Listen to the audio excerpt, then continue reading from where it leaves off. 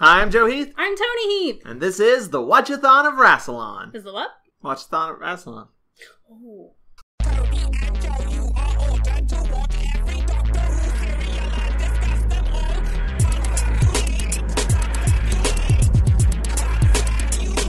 So watch your son.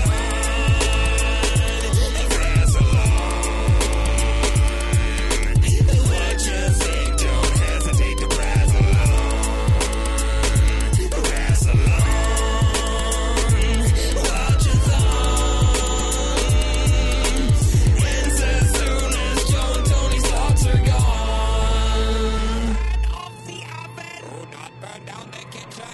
Today we're going to be talking about the 8th serial of the 4th season of Doctor Who, The Faceless Ones, which consists of 6 episodes, which aired from April 8th, 1967 to May 13th, 1967. 4 of the 6 episodes do not exist, only episodes 1 and 3 exist. And one other small fact before we jump into the show.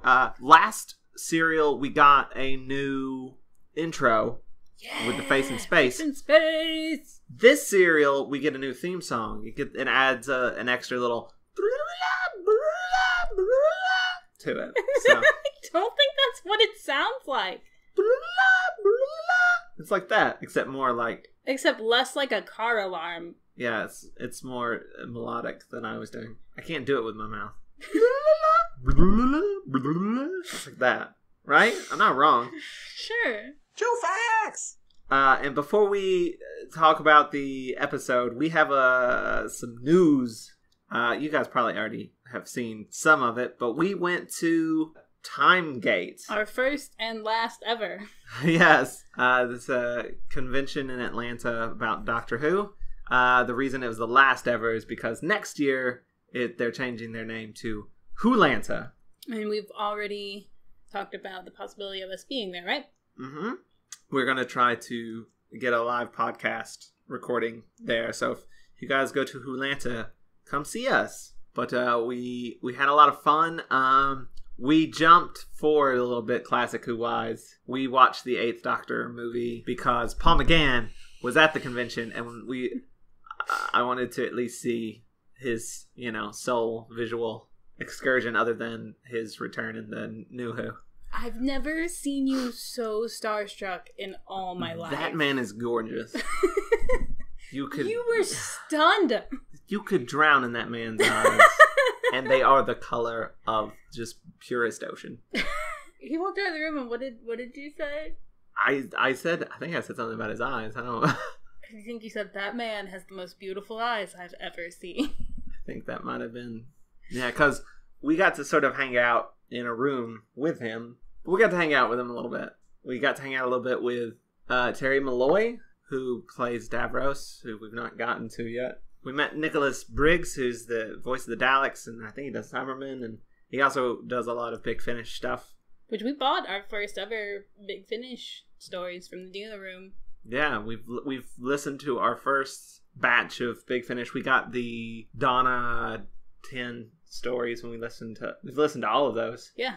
We also bought some 8th Doctor stuff because we like the 8th Doctor now.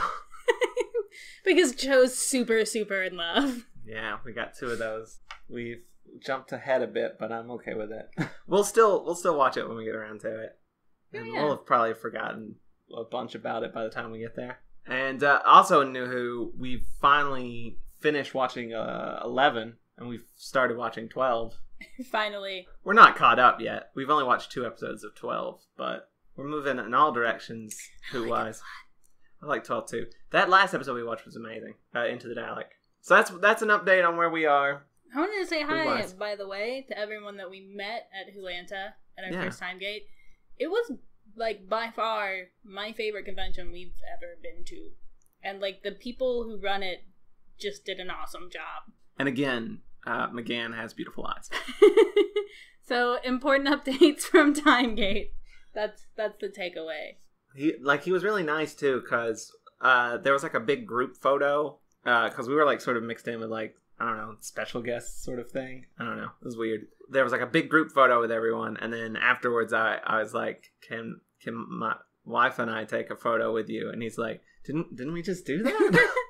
Oh my gosh, he was so sweet. I felt bad for him. He was very jet lagged. He was, and I just wanted to be like, it's okay, go to bed. You don't have to do the con at all if you don't want to. Just sleep. And Terry Malloy had this stuffed bear with him, which he has a great story about.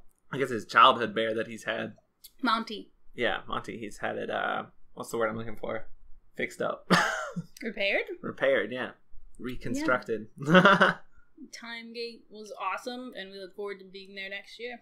Next year, Colin Baker is going to be there, right? Yes. I'm probably not going to jump forward and watch Colin Baker. I don't know. Because it was easy to jump ahead for 8 because he has the movie. Well, it's a pilot. Quick. The pilot. TV movie. Pilot. It was made as a pilot. That's all I'm saying. We're not going to go into our thoughts about that movie here, but that's just a general Who update from us. Let's get into the episode. The Faceless Ones, which this is probably the first serial that we've watched that I had no idea what it was going into it. And like halfway through it, I still had no idea what was going on. There was stuff though, I don't know if you were having like a bad week or something. Because there was stuff where you're like, wait, why did that happen? And I'd be like, literally they just said it. It was 6 episodes long, you guys.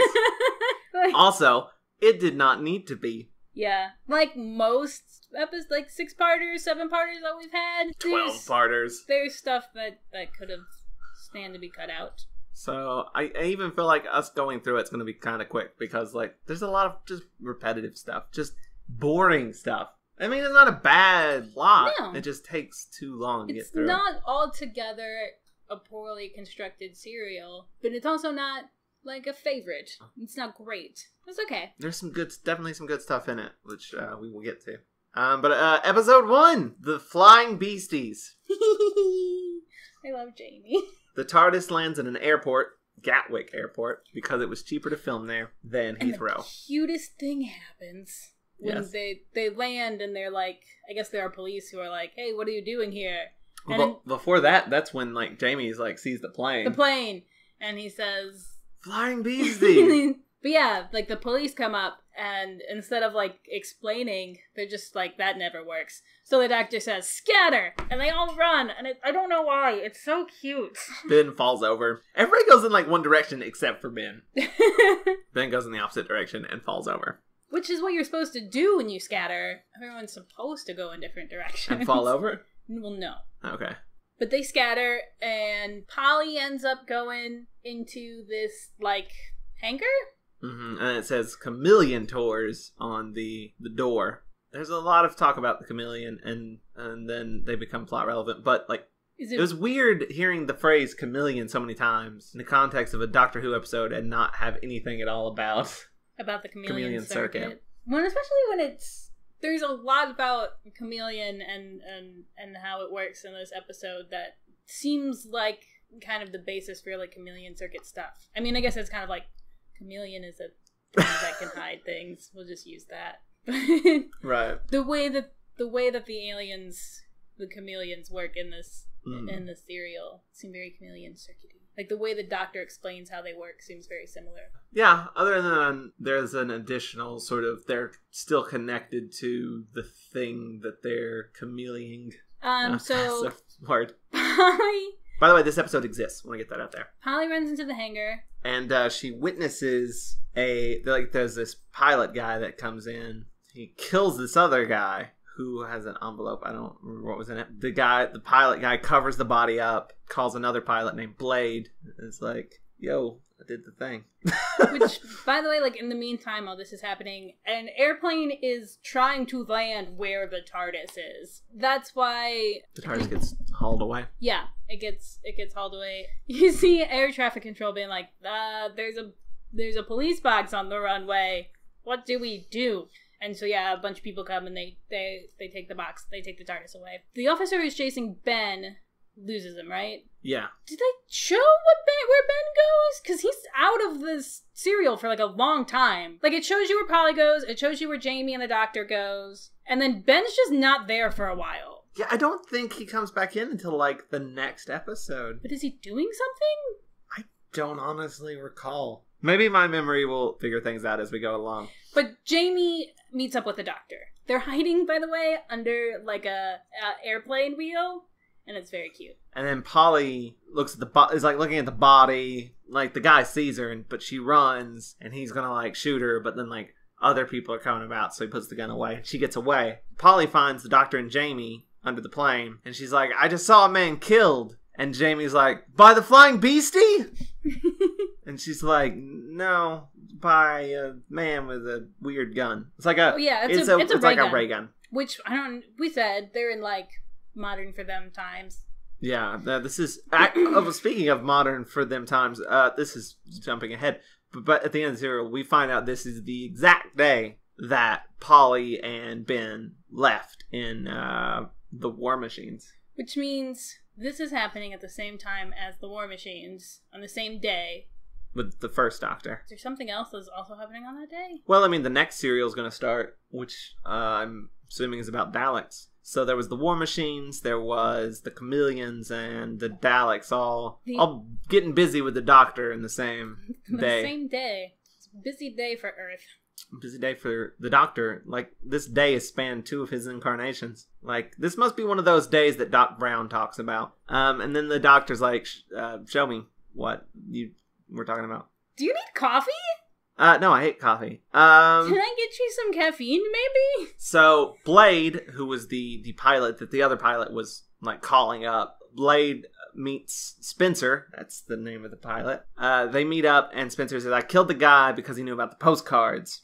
And they find out that the dead body is... They take his wallet, and they find out he's a detective inspector. They get rid of his stuff. And then an alarm goes off, and they see that the Doctor, Jamie, and Polly are looking for the body. They're poking around where they shouldn't be poking around.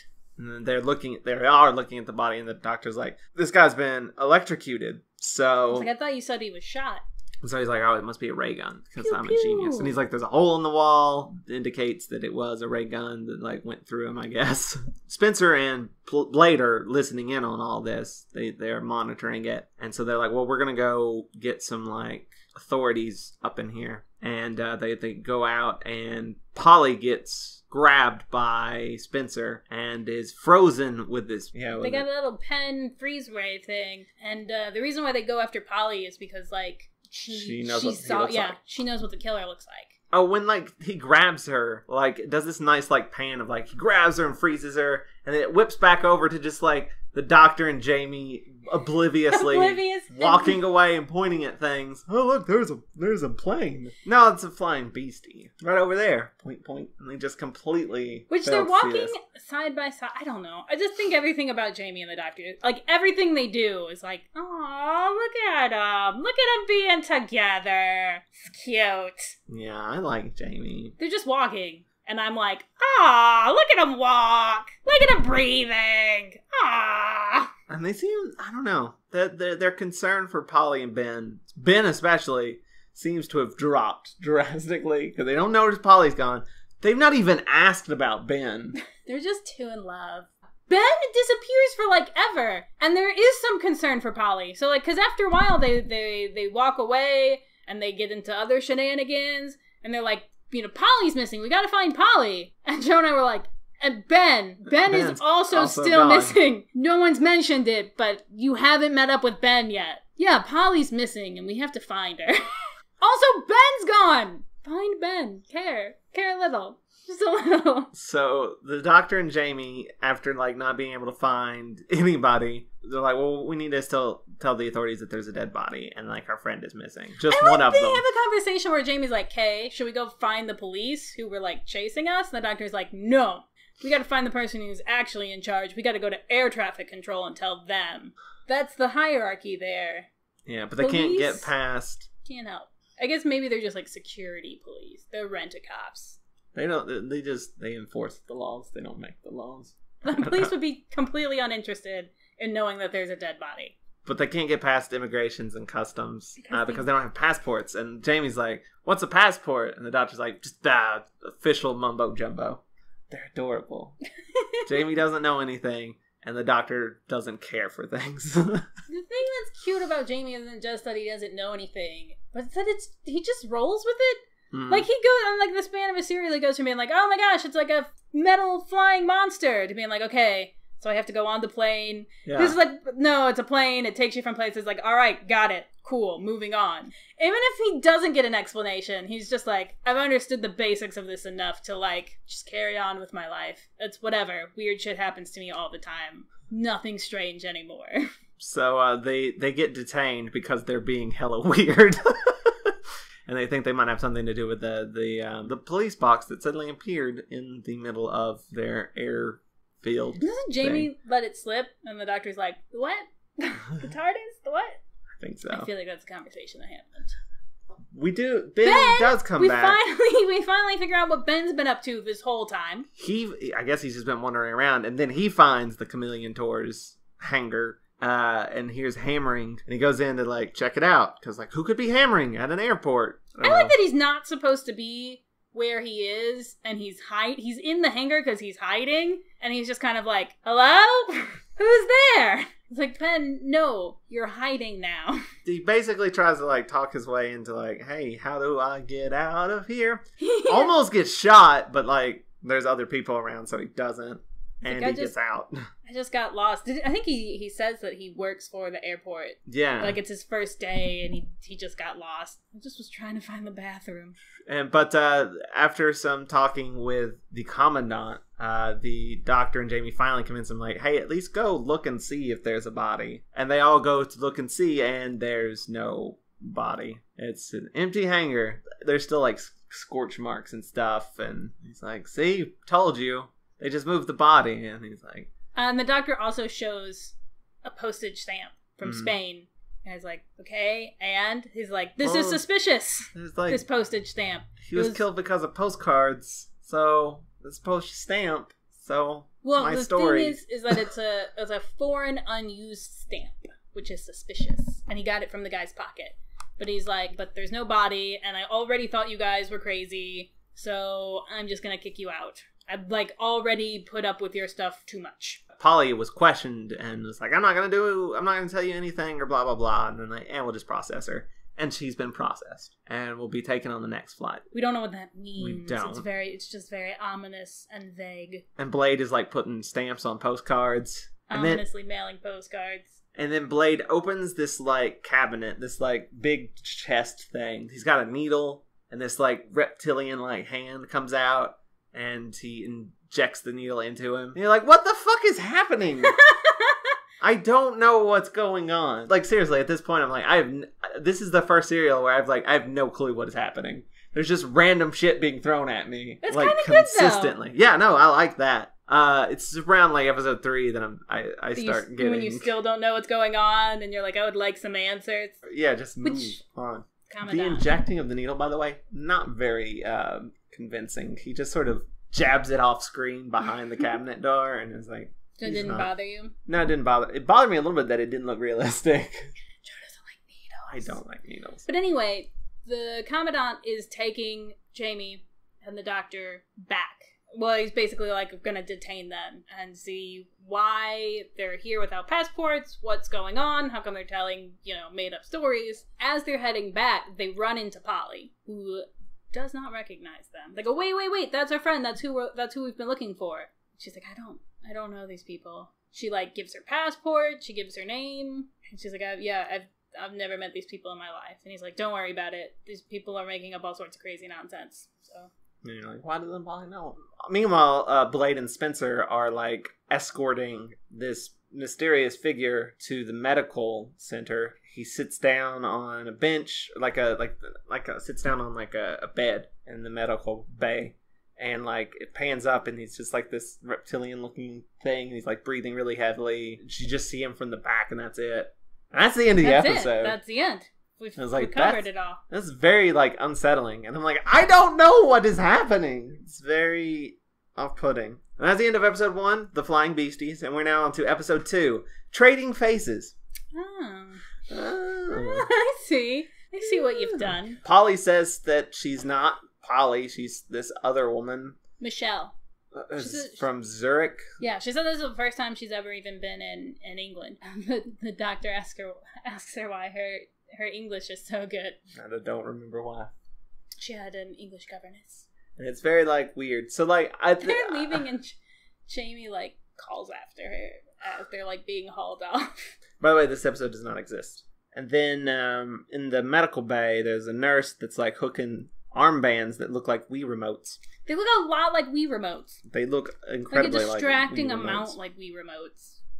To, like, their arms, and this creature and this other guy who will learn his name is Meadows, and he works in the air traffic control area.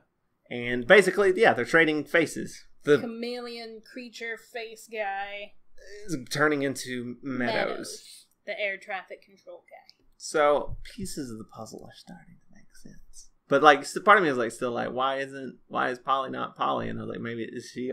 Then it took me a second to, like, oh, she's probably one of them. She's probably been face swapped, like a Snapchat filter. That's how you would do this. I'm jumping in my head, but this is how you do it if it was Modern Who. It'd be a Snapchat filter gone evil. What? Evil Snapchat filter. I swear, you need sleep or something. No, like it would be. Like it'd be like a face swap that really swaps your face. That really swaps your face? Ooh, scary. That doesn't seem that evil, though. It could be. If people are stealing your face for nefarious purposes. Or you turn into whatever the filter actually is. Like, now you are a dog. No, that's a Goosebumps novel. What do you got against Goosebumps? That is literally the plot of a Goosebumps novel. Is it? Oh. It's a mask. Oh, well, but no, it's not a Snapchat filter. No, so it's an updated Goosebumps novel. This is an updated classic Who thing. That's what I'm saying. Anyway. Where were we? I don't know. Meadows was getting his face swapped. Ben teams back up with the doctor and with the doctor and Jamie, and then the doctor and Jamie are like, oh, right, you. The nurse starts testing out Meadows, making sure that his, like, responses are human. They're, like, doing a CAPTCHA test on him. Polly says something about somebody getting shot. The doctor's like, why would you say that? She's like, I don't know. You didn't say that. I'm confused. Like, she's, like, working at the counter. For Chameleon Tours. Meadows goes and works in air traffic control. Chameleon Meadows, not the real one. A detective shows up and is like, I'm investigating Chameleon Tours as well as my missing detective buddy, who is the guy that got shot and is missing. Oh, and then the doctor, Ben, and Jamie are, like, running around because, like, people are after him. And they hide in a photo booth, and I wish it existed because I bet it's adorable. Because, like, first off, Jamie has no idea what it is. That someone, like, tries to get in and, like, pretend to be posing for pictures. And I'm like, I wish that existed so I could see what it looks like. I feel like this is their first date. Who, Jamie and the doctor? Yeah. Yeah, that makes sense. Then they're like, well, we need to do shit. Let's split up. I don't even remember what they're doing. I don't even remember what their plan was. But so they've convinced the detective. Well, they're not even with the detective. What are you talking about? They haven't met the detective yet? They're hiding in a photo booth. Oh. Do they meet the detective soon, though? Probably. Jamie's going to go keep an eye on Polly. And the doctor's going to go see the commandant. And Ben's going to investigate the hangar. And then they meet the detective? No. Before that happens, we get Samantha. I like Samantha a lot.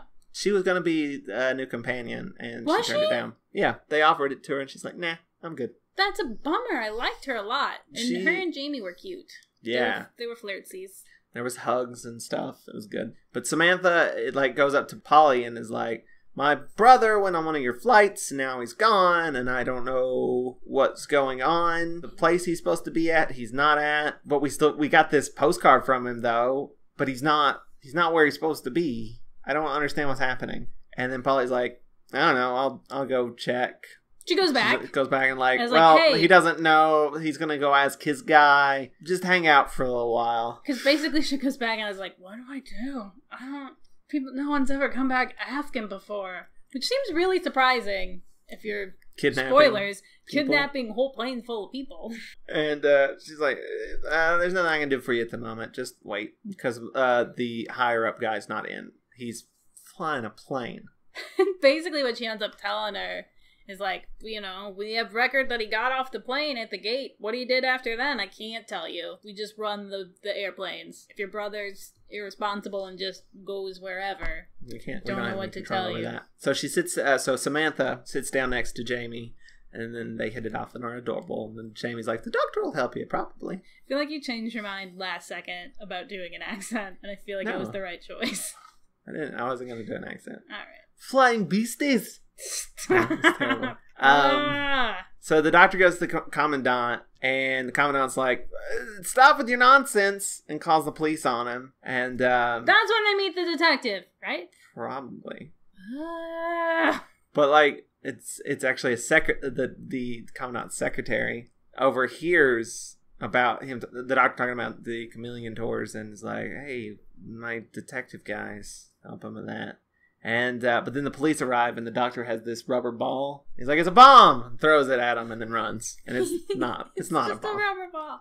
I enjoy too greatly for that sort of just nonsense and trickery. It's good fun. And then Ben is examining the hangar and finds the real Polly in a crate. But she's not moving. She's like in a crate, like stored away like a porcelain doll or something. She's just frozen. Which, okay, so they're hiding them in crates, but then later they're hiding them in cars. I think they got moved to the cars. The crates are like temporary storage till they can get moved to the cars. So Polly has closed the kiosk and like, your brother's gone. Fucking deal with it. And then the doctor comes by, meets Samantha. He's like, "I'm gonna go, since this kiosk is closed, I'm gonna go examine it and see if there's anything in there." And then he goes back and he sees on the monitor, he sees Ben on the monitor, and then Spencer attacks Ben with the freezy pen. He goes, pew pew. And he's like, "Oh shit, that's not good." So the doctor's like, "Well, I gotta go save Ben, I guess." Then Crossland's the detective is investigating stuff. Did they meet him yet? Yes, they meet. No, wait, no. The commandant, I think, tells the detective about the doctor. Then the detective's like, "I gotta talk to him. They know shit. You're stupid." Seems like they might know what's going on here. Someone else opens the Chameleon Tours kiosk again, and a flight is announced. Basically, Samantha, she's like, "Well, I'm gonna get on that plane," and like he's trying to talk her out of it. I think, right? Something like that. That happens at the end of this episode, right? And then the beginning of the next one. Who knows? It's 7 episodes. Who fucking knows? Anyway, the doctor gets to the hangar, searching around, finds the freezy pen. Pew pew, that pen. The passengers are getting onto this new plane, and they're like, "Okay, does everyone have your postcards? We know that once you land on vacation, you're not going to want to like write home because you're going to be busy and having a good time. That's why we've given you all postcards that you can write, and we'll mail them to you when you land." Mm-hmm. And so that's the deal with the postcards. Which is kind of dumb. And we had a whole conversation about like, I wouldn't travel before cell phones. Like, I couldn't imagine just showing up in a foreign country and not having a cell phone. Yeah, like people used to write to people. I can't imagine functioning as an adult human being without a cell phone.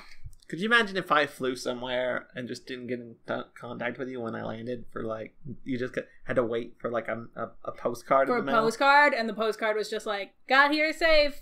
It's good." Barely mugged. That would drive me crazy. Ugh. Thinking about it's making me anxious. I mean, they had phones, I guess, right? But I mean, I guess it was long distance. Yeah. It doesn't. International. You'd have to call. Anyway, the doctor opens a crate and finds Meadows. It sounds like, I was like, oh my, you could hear, "Help me, help me." I thought it was like Meadows like with his mind calling out to the doctor, but it was Spencer over this intercom. It was a trap. And he goes in to check for him. The door is closed behind him, and the doctor does this like knee slap, like, "Ah, shucks." This gas starts filling the room, and the doctor freezes. And that's the end of episode 2. Great, because if you're going to like slowly have a gas slowly fill the room, don't have it be poison. Have it lower the room temperature so bad that the person freezes. Yeah, that's not at all convoluted. I buy it. That was the end of episode 2, Trading Faces. We are now into episode 3. Frozen 2. The first really convoluted thing. Frozen 2. I'm ignoring it. This is like... Because he's the second Doctor, 2, and he's frozen. This is like... And there's a Disney movie called Frozen. This is Frozen 2. The first really convoluted Frozen plan 2. that the Chameleons have. Which is making a sequel to Frozen before Frozen even exists. Because they're about to have even more convoluted plans that we'll get into in this episode. Frozen 2. Jesus so the Christ. Doctor clogs up the spitting outie of the frozen juice and then hangs his coat over the camera. We didn't mention before, but exists. Well, I mean, that's how Spencer is watching him and, closing the doors and all that stuff. He's being monitored. And then Spencer goes in to check on him. The Doctor freezes him with the pin that he stole. Pew, pew, pew. Pew, pew, pew. Freezes Spencer. He's frozen, too. So anyway, Jamie and Samantha Meet have talked to the detective. They've talked to him. They've met him. And then the Doctor shows up, too. Yes. The detective shows him a picture of the dead detective, and he's like, yeah, that's the guy we saw got shot. Crossland, that's his name, right? The detective, yeah. The detective. Crossland takes them to go see the Commandant. He's like, you'll have to tell him. The Doctor's like, we've been telling him. He just won't. He hasn't believed us yet. I don't know what you think is going to change. He's like, well, he'll just have to listen to you. He tells Jamie to keep an eye on the kiosk. Samantha and Jamie sort of team up at this point because, he's supposed to keep an eye on the kiosk, but she's like, I'm going to go examine, I'm going to go, search for shit, and you should join me. Jamie's reaction to this is to be like, okay, but the Doctor told me to stay here. She's like, fine, I guess I'll just go and get murdered. Jamie's like, I have to stay here because the Doctor trusts me. He expects me to do as he says. Because she says, you always do it? And he's like, well, no, but, the Doctor has some faith in me, so I'm, I want to respect that. And then, yeah, she's like, all right, but what if something terrible happens to me? He's like, I guess I do kind of have to go and, protect you, I guess. She's like, great, that's exactly what I wanted you to say. And so the Doctor is trying again to tell the Commandant about shit that's going on. Commandant does not believe him. And he's like, all right, well, look at this pin I've got. Eh?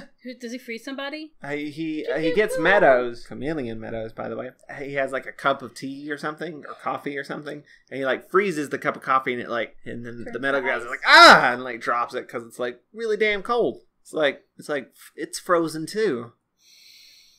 So anyway, it's frozen solid. Meanwhile, Samantha and Jamie find more postcards, which that really hits that point home. Postcards. It's look, we found postcards. This proves everything. Not and really? Multiple characters have found the postcards and have talked about how important the postcards are. We already know. Also, it's not that big of a thing. Really. It's just postcards. More importantly, the audience already knows about the postcards. Well, they have to remind the people who haven't watched in a week. I guess. You just don't like being re-informed of things. But, the postcards convinces the Commandant, and he's like, all right, you got freedom of the airport for 12 hours. You can do whatever you want. So, go. The Doctor sort of just hangs out in air traffic control because he's, looking over flight records and stuff and is finding weird shit. He's poking around in people's faces. I told you could do whatever you want for 12 hours, and you've been in here this entire damn time. But Chameleon Meadows has told Spencer about all this. He gives Meadows this button thing. It's a button bomb. A button bomb to attach to the Doctor, which he does. Stick it on his back, and it blows up. It doesn't blow up. That's what it says. It blows up. I don't think it blows up. It's a bomb. It's not a bomb. It's it's just gonna whatever him. It's gonna kill him till he's dead. No, it's gonna de-liven him. No, because they turn it on at some point, and he's just like, oh, my back. That's what happens. He doesn't explode. Because he takes it off, and he throws it. All right, if you say. Anyway, Meadows attaches the death thing. It's supposed to kill him. It's supposed to, but it's not going to. But they do. They turn it on, and he's just like, ow. My back. Meanwhile, Crossland wants to talk to Blade, question him, because, clearly some sketchy shit's going on your plane. Blade's like, oh, you guys, I'm busy being a pilot. Give me a minute. I gotta go do a thing in the cockpit. Hang out here for a second. We're taking off! And Krause's like, oh shit, how did I fall for that? I'm dumb. I should have my badge taken away.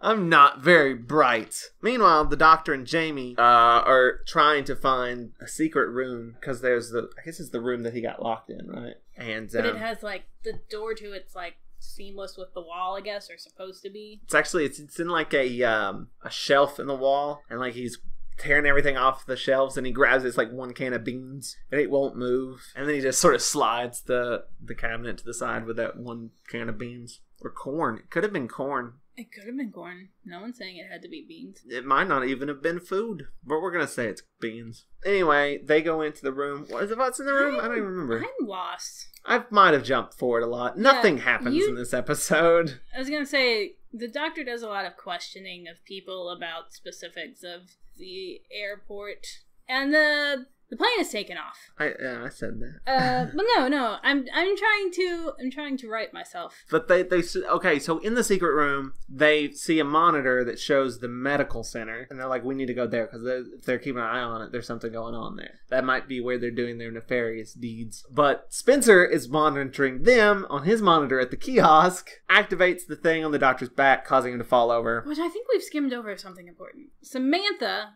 has decided to get on the plane. Which we've said, but we accidentally said it earlier. It was supposed to be nowish because she gets on the plane. Is she on the plane with Crosland? No, she doesn't get on the plane. She doesn't? No. I'm very confused. Jamie steals the ticket from her. Well, that's not coming up yet then, because Jamie's with the Doctor right now. Because Jamie gets on the plane. You're jumping ahead. The plane's already gone. The plane takes off like multiple times. I'm cutting all that out because that does not happen. Yeah, that happens later. Because Jamie's with the Doctor. Then what? Okay, you're right. So anyway. I'm so confused. The device goes... This was a tightly plotted episode, all that shit wouldn't have happened at the same time. I agree. That's all I'm saying. But the Doctor goes down with the device on its back. It goes off. Jamie rips it off, stomps on it, and he's fine. I'm sure it doesn't explode. It might explode. I don't know. I don't remember an explosion. No, I mean, I don't think it explodes. I think it was meant to. But then, like, the stewardess on the plane's, like, passing out beverages to everyone, which is important. They've got the Crossland, like, tied up in the cockpit. Like, the cockpit's weird, and not all the shit that's supposed to be there is there. She comes in, and then the Blade's like, do you want to know what the secret of chameleon tours? Activate the device! And they activate the device. They turn on the monitor to show the cabin of the airplane, and it's empty. There's no one in there. All of the passengers are gone. And again, at this point, and that's the end of episode 3, by the way, Frozen 2. And again, at this point, I'm like, what the fuck is happening? Right. So where did these people go? I don't understand. We have chameleon aliens, which Joe just finally wrapped his head around. That they're stealing people's faces. And now they're just disappearing people? Like whole airplanes full of people? Why? For what reason? Were they transported? Where'd they go? So we're now into episode 4, The Langoliers, which is a Stephen King reference for you fine folk out there. People wake up on a plane and everybody's gone. Spencer's like, I can't believe you fucked up my back bomb.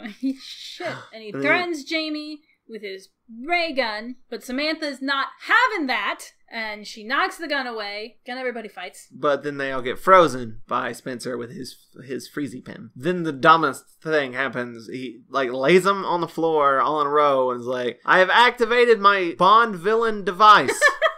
Bye. He freezes them when he has a ray gun. That he could just shoot them with. That will kill them pretty instantly. Instead, he uses his freeze pen to freeze them so he can kill them slowly with I don't even remember what. It's like this laser beam that's slowly moving across the room. Basically, they get out of it by, like, the movement eventually comes back to them before the thing gets to them. Right. The freeze pen wears off. It wears off enough that they, like, I think they grab a mirror and, like, shine the laser beam back at the thing and it explodes it. The point is the man had a ray gun that he could have shot them with. Instead, he's going to freeze them and kill them with a slowly moving laser. And you should know how long your freeze pen works and how long your deadly laser. Like, you should know the amount of times those two things take. Also, it's an airport. Why is there a deadly laser? I mean, I know they're in, like, like the part of it that's like ran by Chameleon Tours, so they just install a death laser just in case these sort of situations. Just in case they ever want to slowly almost kill someone. And anyway, they're really bad at plans, the Chameleons. Back in the med bay, the nurse is transferring. By the way, her name is Nurse Pinto. I like that name. Beans. Nurse Pinto is transferring another guy.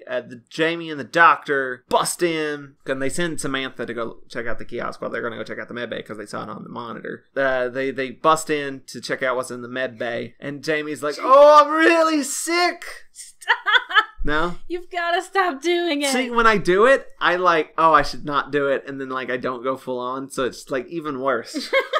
You're not committed. I'm not committed, so it's like worse than it could be. I mean, worse than it. Yeah.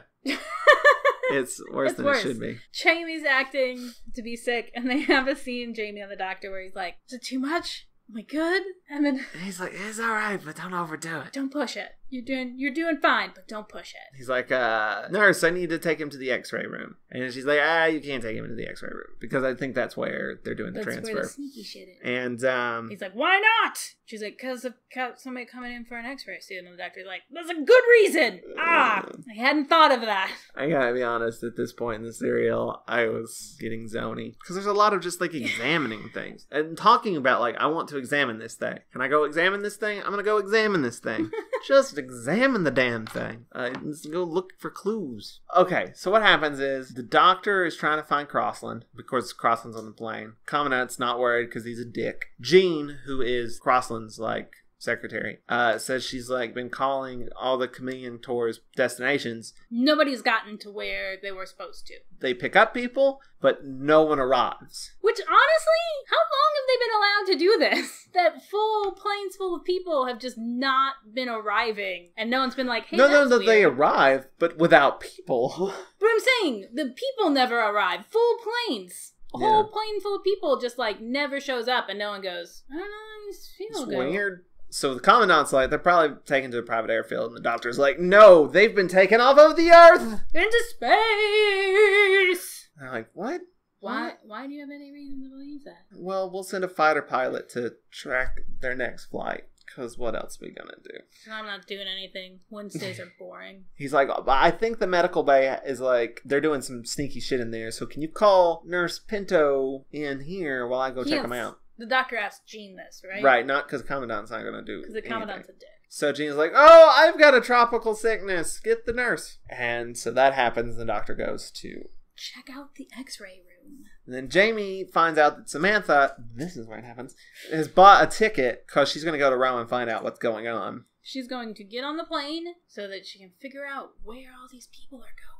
And Jamie's like, "You can't do that. That's bad. It's dangerous." And she's like, "But I got to do it." He's like, "Well, I'll take your place." And she's like, "No." And then he like kisses her. I think he says, "I'll go with you." Because she's like cool with that. She's like, "Do you have enough for a ticket?"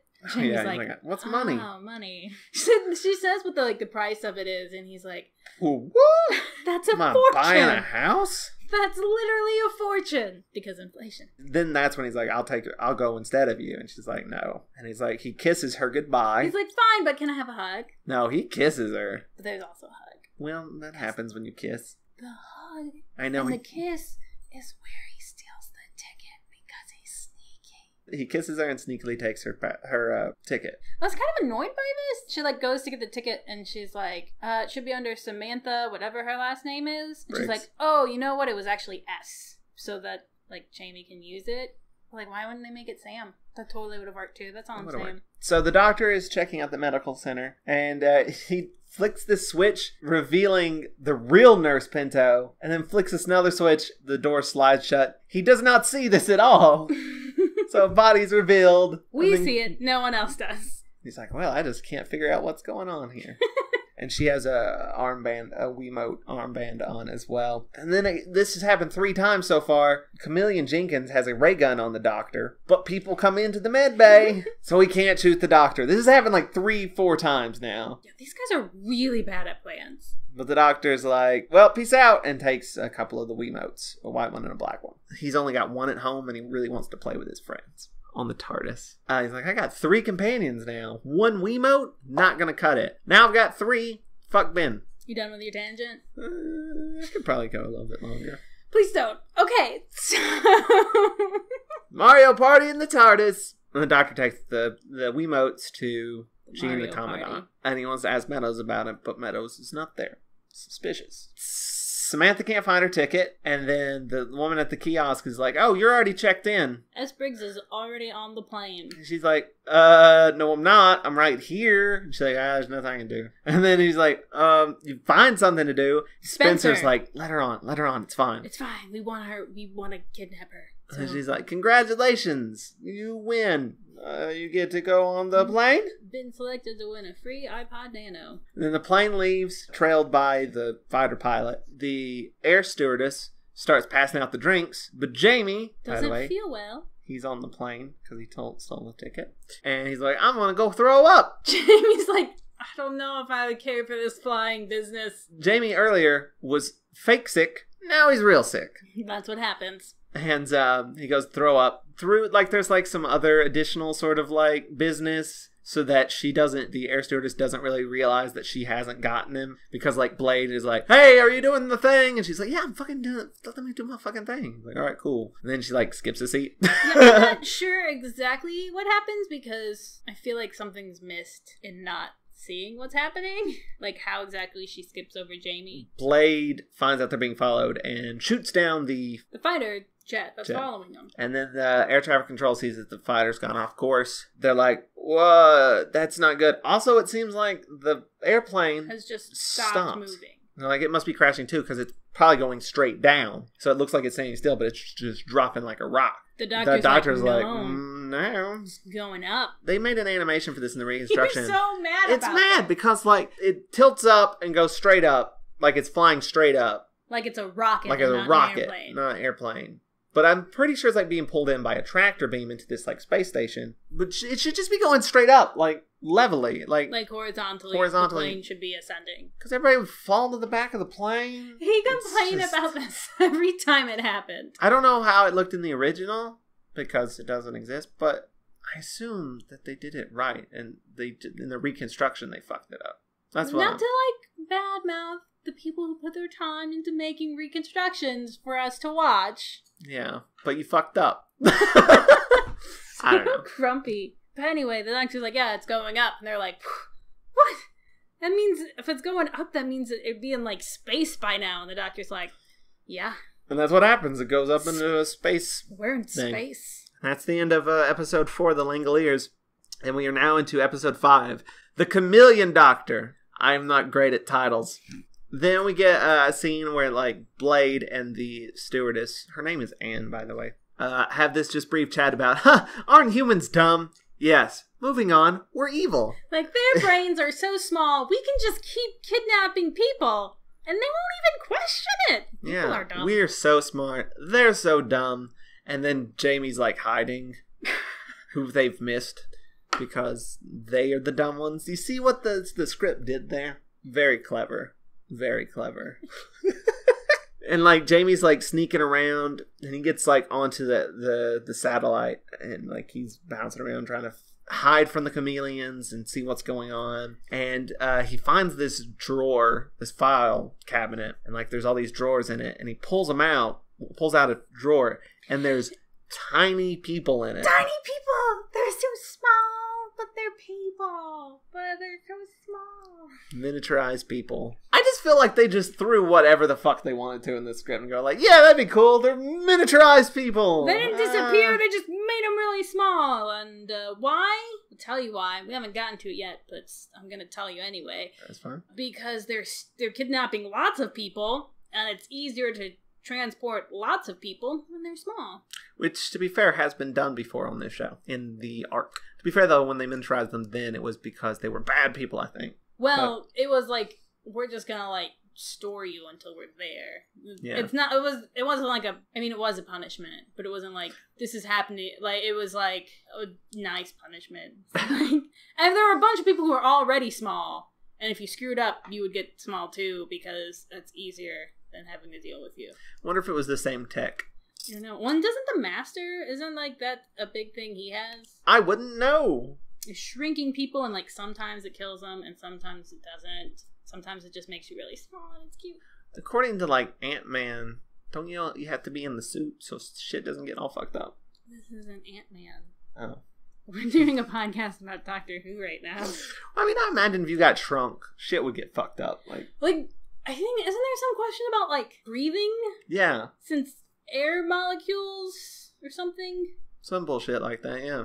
I mean, that's what I'm saying about, like, Ant-Man. Like, that's why he's got the costume, so he doesn't fucking die. I don't know how it works, technically. Someone will have to inform me. Let's just miniaturize a human and see what happens. We need to explore the science behind this and how it works. So weird. Like, this is the latest serial we've watched, and the people got miniaturized. The newest New Who we watched was Into the Dalek, where people get miniaturized. There's a lot of miniaturization in Doctor Who. Tiny TARDISes, Planet of Giants. That's probably because it's so cute. Planet of the Giants is the best one, though, because they have the big set pieces. I think about it a lot. Mini humans. But Jamie gets caught. Staring at the tiny people. Which they're just, like, in drawers, but presumably still, like, alive and hanging out. And they're just like, help me! I don't know. They look just like dolls. So, I mean, we were looking at a picture, because this one doesn't exist. Only episode 1 and 3 exist. Is this why they find out that Meadows is bad? Yes. Because Meadows comes back to work, and the doctor's like, hey, what do you think about these armbands?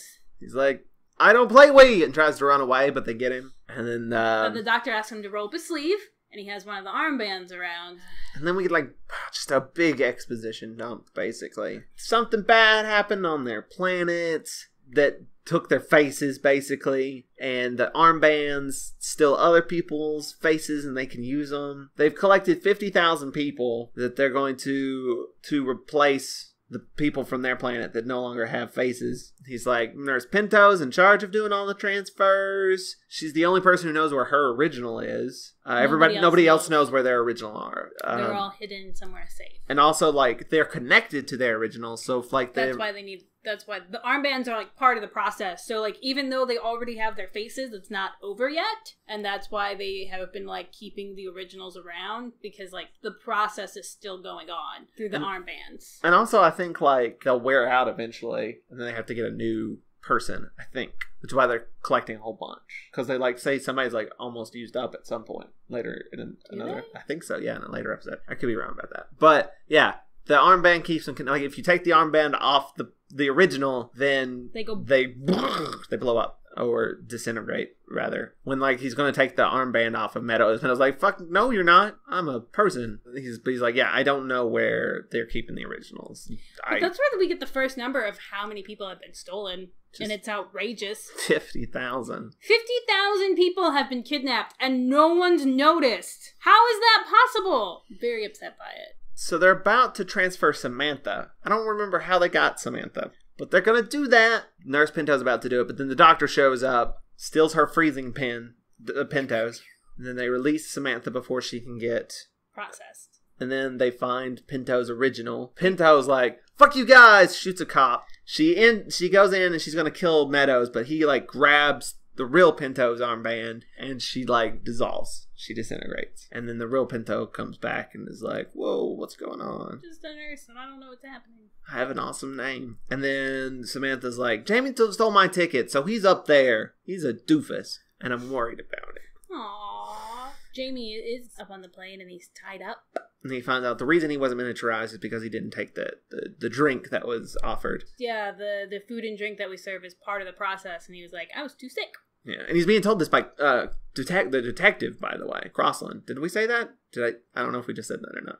We did not say that. You just said it just now. All right, well, it's Crossland. Jamie's tied up, and Crossland comes in and talks to him. The detective's like, what's going on with the doctor on Earth? And Jamie's like, I don't know if I want to tell you. Why are you so interested? And he's like, well, the doctor's going to be up against this big bad, the director. And, oh, by the way, it's me. I'm a chameleon. Yeah, he had, like, an opportunity to be sneaky here and did not use it because the chameleons are terrible at plans. He could have been like, hey, I'm the detective, and I'm trying to figure... Instead, he takes the opportunity to be like, he's up against somebody who's so smart that he'll never be able to beat us because it's me, and I'm the smartest. I am the smartest person ever. Like, he literally has a monologue that's just that. Like, not really worried about it. I'm not worried about the doctor because I'm smarter than he is. He's never faced a foe like me. When he could have been like, I'm the detective, here's what we figured out, like, what have you figured out? He could have been sneaky. He could have gained his trust and used it. But instead, he wanted to brag about how smart he was. He's like, and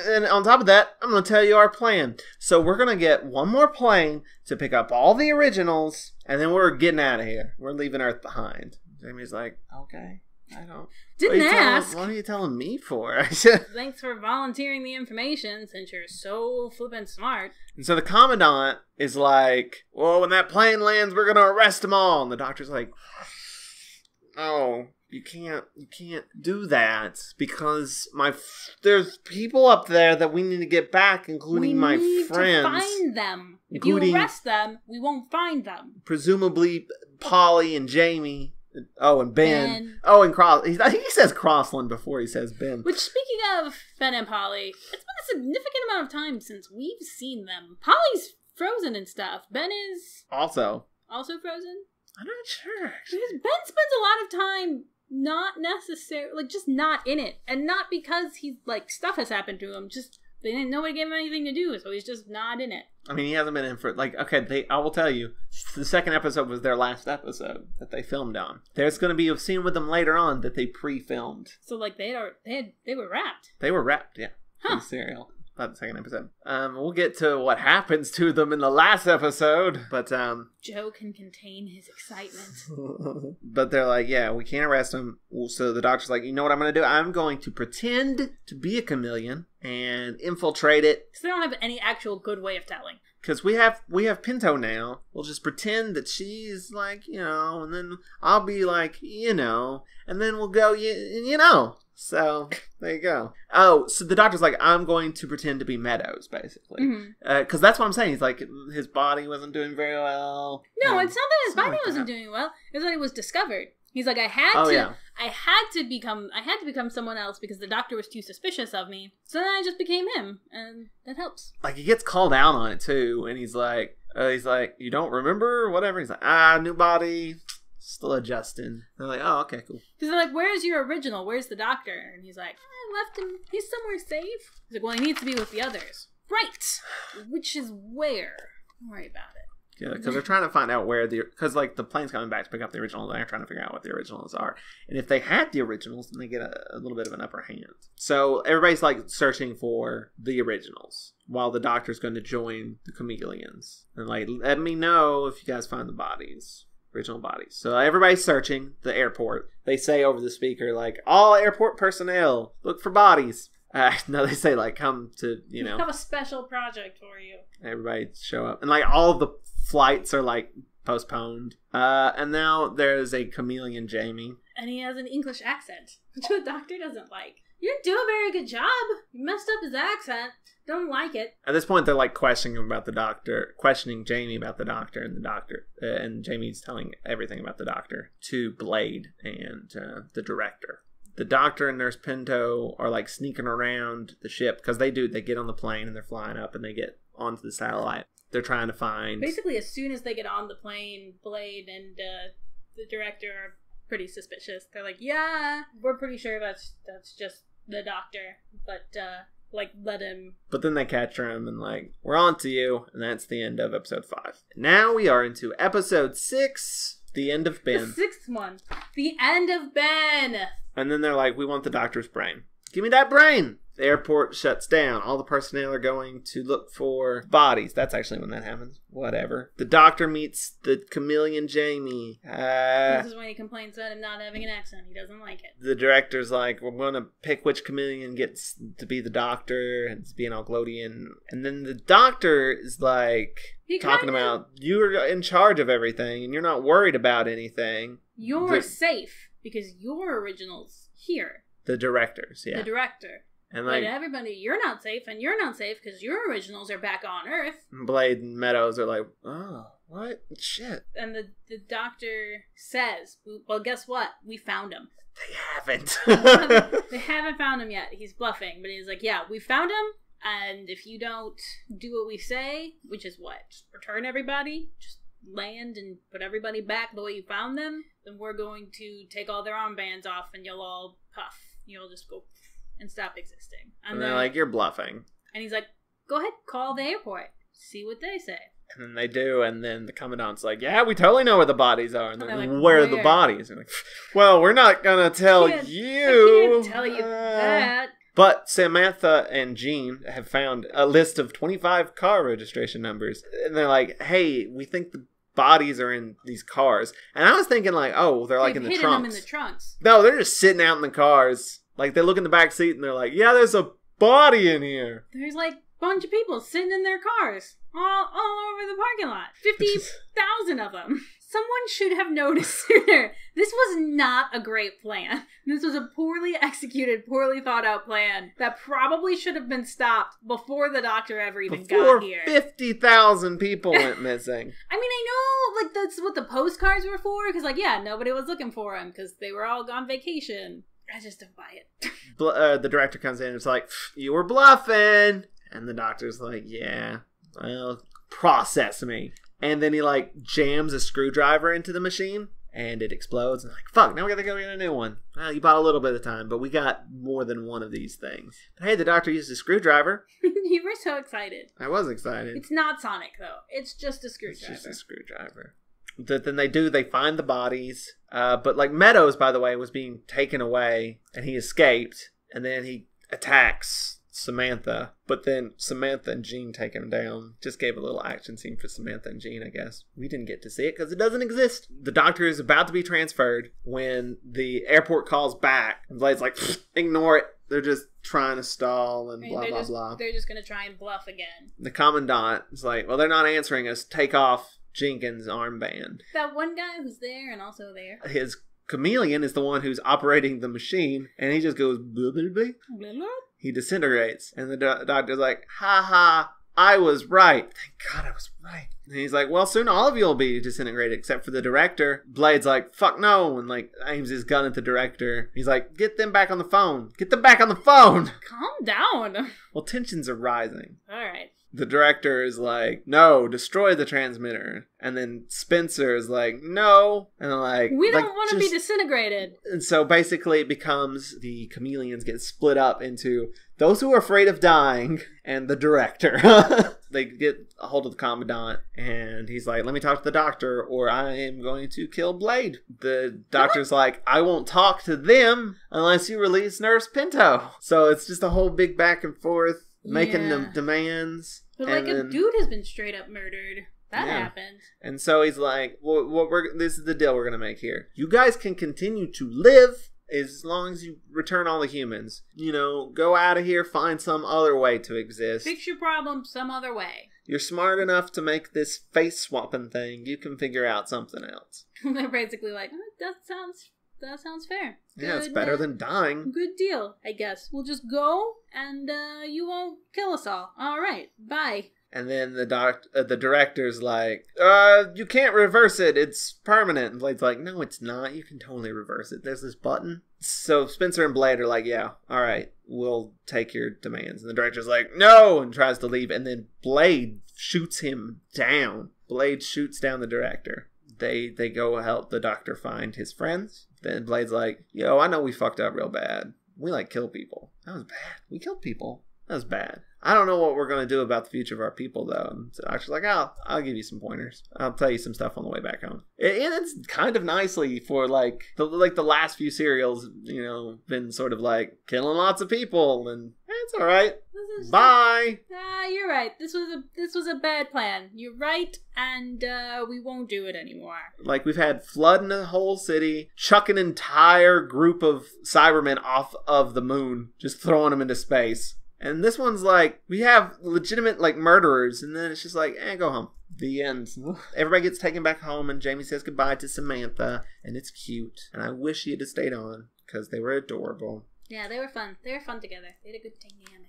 And then we get Ben and Polly back, and they're like, holy shit, it's the same day that we left. We want to stay. Jamie's like, I don't like 1966. It's too confusing. There's way too much going on. If something happens, I have to say, I know like that the both of us have been waiting for this moment, basically since Ben stepped foot inside the TARDIS. But he has a really good scene, and it made me sad to see him go. I hate that they, first of all, this has been like the theme of dropping companions? Yeah, this has been the way they've been going about it, is just like wrapping them early and then being like, oh, by the way, we're leaving, I guess. Like, we haven't been in like the last couple of episodes, but I just thought I'd come back now to tell you that we're not coming back ever. Like, I feel like that's shitty.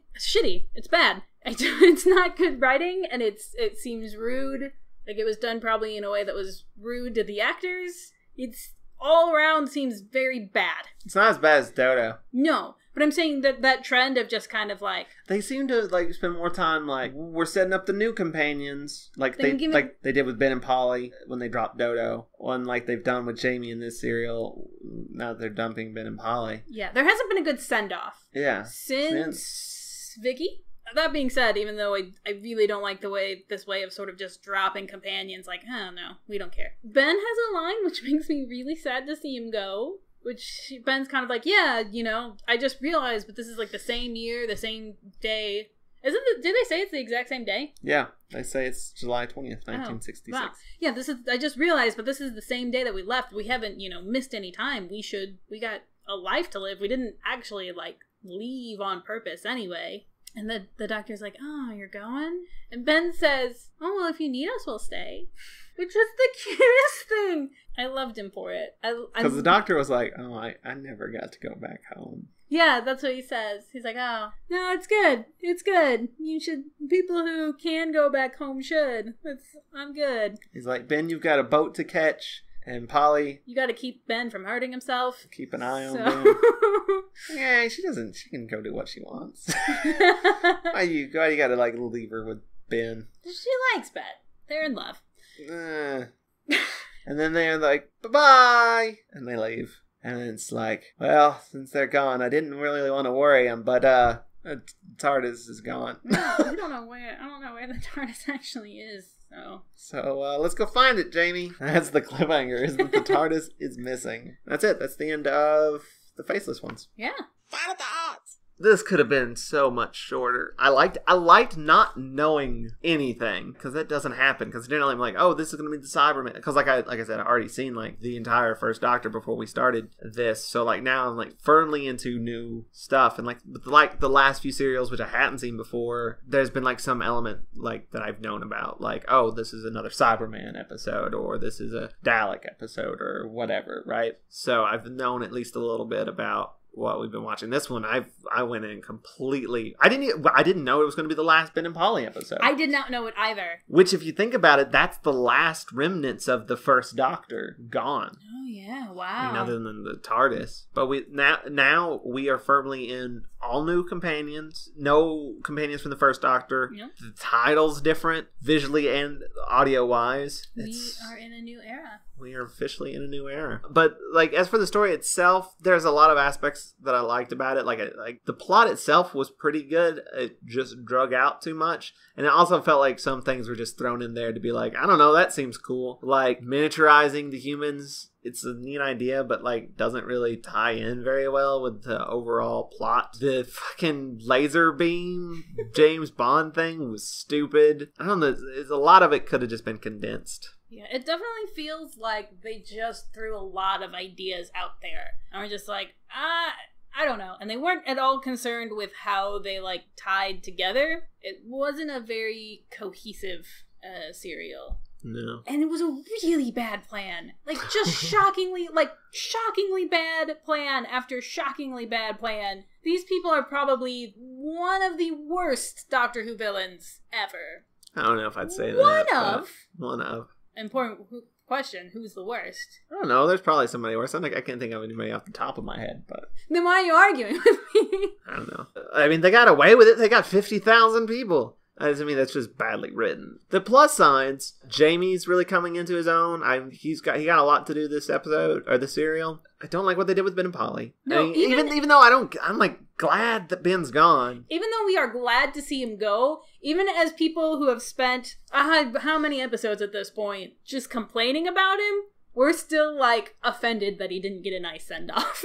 Yeah, it seems like really crappy to like have 2 episodes that they're barely in even, and then drop them off. Oh, something else that we didn't even talk about. What's that? About Polly. So last serial, she had this amazing haircut. The cutest haircut ever. And this serial, it went back to the way it looked before she got the haircut. As long again. What happened there? Where did her cute haircut go? What's going on? How much time was there between this serial and the last serial? I don't know, but it really bugged me. I would have liked her to have gone out on a cute haircut.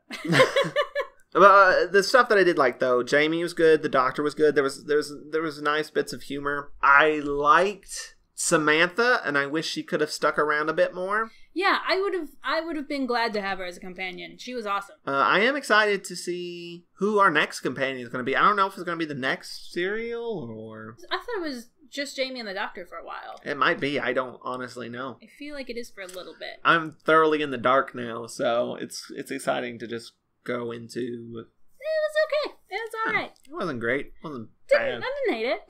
It's probably definitely one of the weaker 2 serials we've had, despite having a lot of stuff that I enjoyed. That we enjoyed, yeah. Next time it's going to be the season finale, which is a 7-parter, which worries me. But, how come every episode that has a Dalek in it is like, hey, let's make this unreasonably long because Daleks are in it? People love the Daleks. I don't know. Must be sweeps. 6 of them do not exist. Only episode 2 exists. Rough. But it's the evil of the Daleks, and we will have a special guest with us, Melissa. Yay! You heard her previously on our Christmas special. She's actually our patron. Very first patron. Patreon patron. Our very first. We invited her onto the Christmas special because she was watching and like, hey, do you just want to join? If we want to have her back on the show. If people are listening...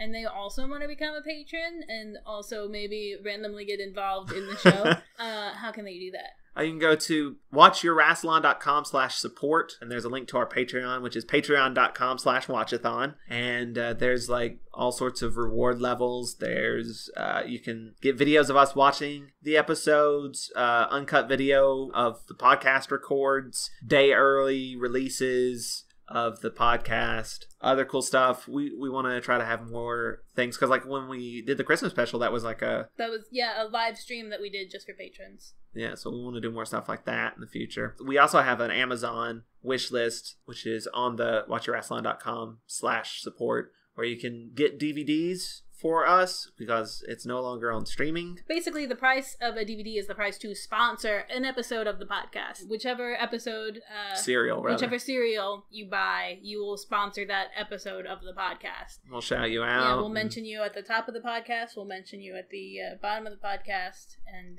we'll put you on the Friends of Rassilon page on our website as well. Melissa's going to be on she was a patron, and now she's going to be she was on the podcast, and now she's going to be on another episode. And I want to say that she does she's watching through Classic Who herself. Her blog is malicerewatchesdoctorwho.tumblr.com. She's still behind us. I thought she would have passed us by now. But life happens. Yeah. But I'm excited to have her back on the show. And I'm excited for you guys to come back and listen to the next episode. Thanks for listening. Keep calm and Rassilon. Frozen 2. Stop! You must be stopped! Can you not land us in a nice civilized place like 1750? What's so uncivilized about 1966? Well, you can keep it.